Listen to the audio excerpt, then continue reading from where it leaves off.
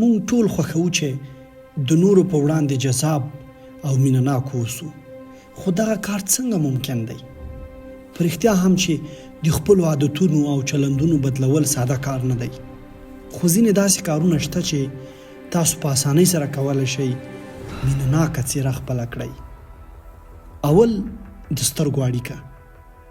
لومړنی شی چې نور ستاسو په څېره کې ګوري هغه د باور حس دی. موږ په هغو خلکو چې باور پرې نه لرو ملګرتیا ورسره نشو کولی. موږ په لاشعوري توګه د تکیې لپاره د باورمندو خلکو په لټه کې یو، خو دا احساس څنګه له نورو سره په لومړۍ لیدنه کې هغوی ته انتقال کړو؟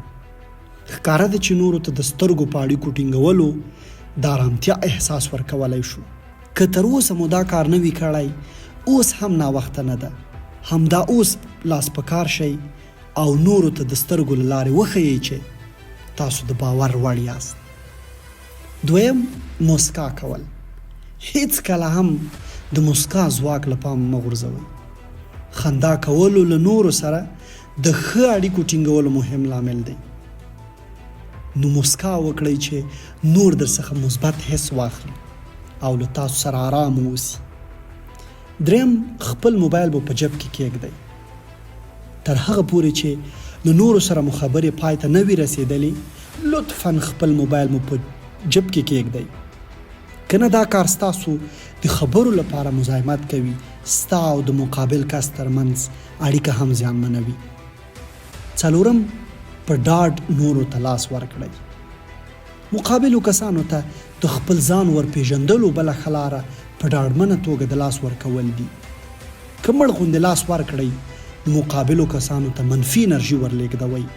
که تاسو قوي او استوار اوسئ، نو نور هم مثبت انرژي اخلي او تاسو ورته مینه ناکه ښکارئ. آن د هغه لاس په خپل لاس کې یوه شیبه کلک کړئ چې مینه مو حس کړي. پنځم، نور په خپل نوم یاد کړئ. کله چې تاسو نور په خپل نوم یادوئ، نو حتما له یو ښه احساس برخمن کیږئ. ارواپوهان وایي چې له نورو سره د خبرو پر مهال د هغوی نوم په مکرره توګه ووایئ. د نورو نومونو په خوله راوړل تاسو عاطفي او مینه ناک ښکاره کوي. که هغه په کور کې وي یا په دفتر کې، دا کار ستا او د هغوی ترمنځ د ډېر درنښت وړ ګرځي. شپږم، د نورو خبرو ته غوږ ونیسئ.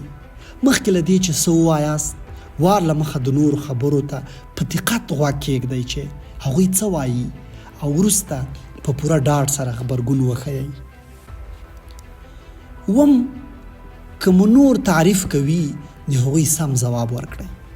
کله چې ستاسو تعریف کیږي او ستاسې مثبت ټکي یادیږي، نو تاسو هم متوجه اوسئ چې هغوی سم ځواب ورکړئ.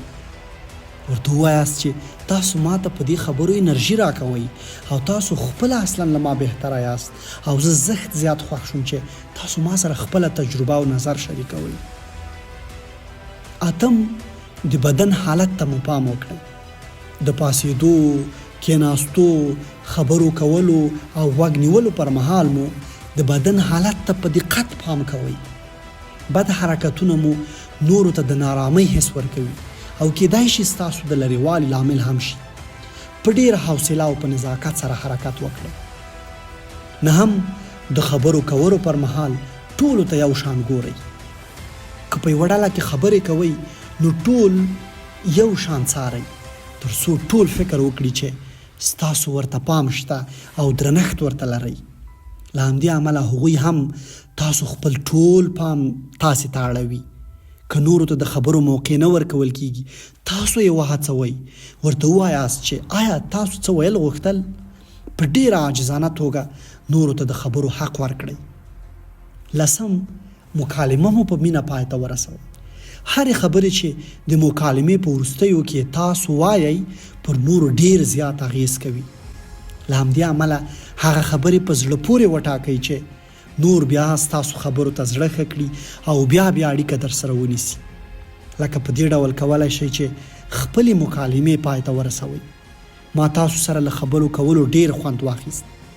یا دا هیلهمند یم چې پاتې ورځ مو نیکمرغه تېره شي. په دې خبرو تاسو مقابل کس د مینې او درنښت هیله هغه ته ورکوئ او هغوی هڅوئ چې تاسو سره بیا تماس ونیسي.